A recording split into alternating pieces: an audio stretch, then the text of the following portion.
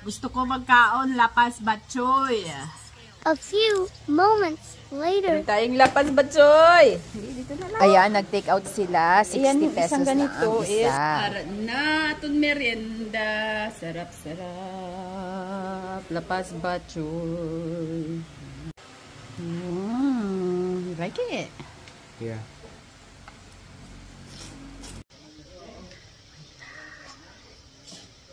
Ito na yung cheese pandesal.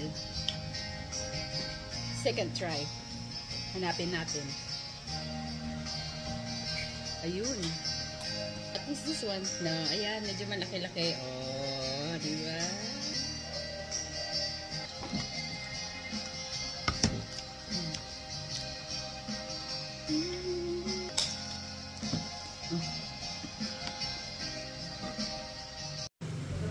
Grabe, ubos ni Bugsyo.